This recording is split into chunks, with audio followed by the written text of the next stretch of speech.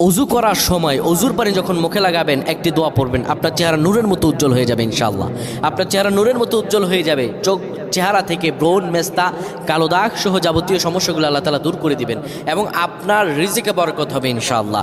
আপনার দোয়াগুলো কবুল হয়ে যাবে। অনেকের চেহারা সুন্দর কিন্তু তাকাতে ইচ্ছে করে না, মনে হয় চেহারায় নুন নাই, কিন্তু অনেকের চেহারাই কালো কিন্তু দেখতেও ভালো লাগে। যেমন এই যে বেলাল হাবশি, চেহারা দিকে তাকালেই শান্তির সুবাতাস বয়ে আসতো। সাহাবীরা যার চেহারা দেখে অনেক প্রশংসিত করিয়েছিল এবং যার কলব স্বচ্ছ ছিল। প্রিয় ভাইরা আমার, অজু যখন আপনি করবেন, অজুর পানিতে যখন আপনার চেহারা ভিজাবেন, তখন অজুর পানিতে আপনি এই দোয়াটা 3 বার পরে, দুরূদ শরীফ 3 বার পরে ফু দিবেন।